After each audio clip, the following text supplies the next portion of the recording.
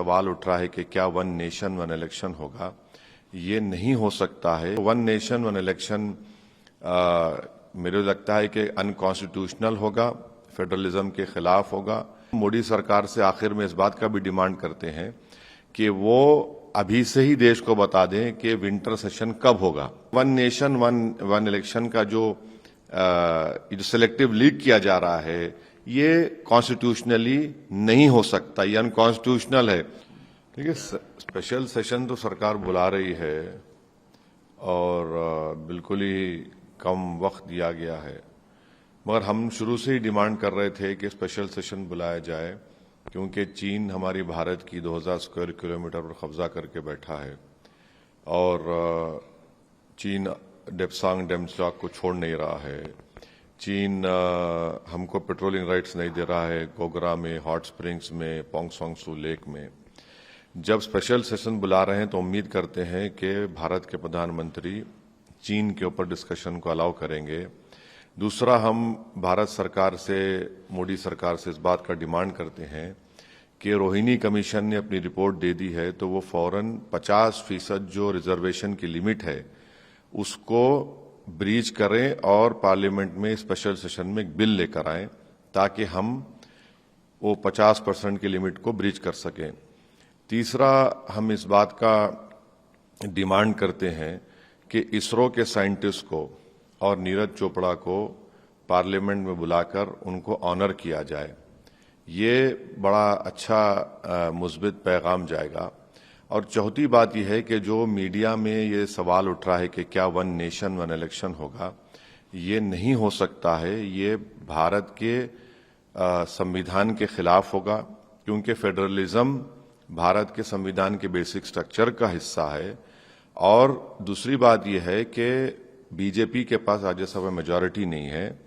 तीसरी बात उसमें यह निकलेगी कि बहुत से अपोजिशन रूल्ड स्टेट्स हैं जो इस बात को कबूल नहीं करेंगे, क्योंकि कर्नाटक में हालिया इलेक्शन हुआ, क्यों दूसरे स्टेट्स करेंगे। तो वन नेशन वन इलेक्शन मेरे लगता है कि अनकॉन्स्टिट्यूशनल होगा, फेडरलिज्म के खिलाफ होगा, वो बेसिक स्ट्रक्चर का हिस्सा है। तो अब ये नहीं मालूम कि क्या एजेंडा है, मगर हम मोदी सरकार से आखिर में इस बात का भी डिमांड करते हैं कि वो अभी से ही देश को बता दें कि विंटर सेशन कब होगा, उसके तारीख दे दें। ऐसा ना हो कि आप सिर्फ वोट ऑन अकाउंट ले लें फरवरी में और चले जाएं, क्योंकि सप्लीमेंट्री डिमांड तो आप पिछले सेशन में ले चुके हैं। अब हम तो यही डिमांड करेंगे कि नवंबर दिसंबर में भी विंटर सेशन के डेट्स का ऐलान कर दीजिए, फिर वोट ऑन अकाउंट फरवरी में होगा। तो ये इस पर हमको यही बोलना है जो स्पेशल सेशन बुलाया जा रहा है मोदी सरकार की तरफ से। आपको क्या लग रहा है सर कि मतलब स्पेशल सेशन, क्योंकि आप पार्लियामेंट्रियन हैं, सरकार को पहले बताना चाहिए विंटर सेशन, ये जो स्पेशल सेशन बुलाया जा रहा है को बुलाने से पहले सबको इत्तला किया जाना चाहिए, क्योंकि अब दीगर पार्टियां भी डिमांड की हैं कि बताना चाहिए किसी को। देखिए, पार्लियामेंट सेशन को बुलाना तो ये तो कॉन्स्टिट्यूशनली सरकार के हाथ में है, इसमें हमको कोई ऑब्जेक्शन नहीं है।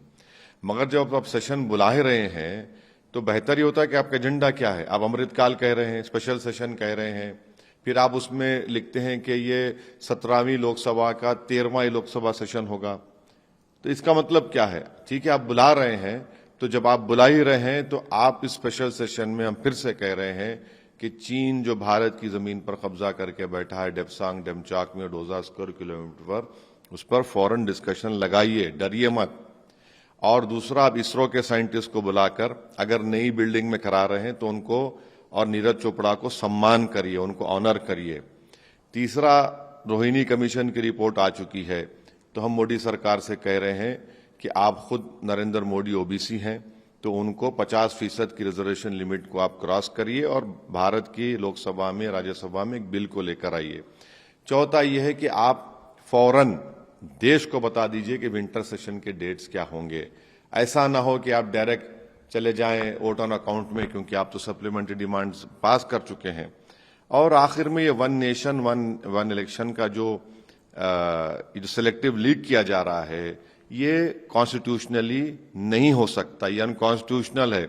फेडरलिज्म भारत के संविधान के बेसिक स्ट्रक्चर का हिस्सा है। बीजेपी के पास राज्यसभा में मेजॉरिटी नहीं है, कॉन्स्टिट्यूशनल अमेंडमेंट होगा, क्यों स्टेट्स तैयार होंगे।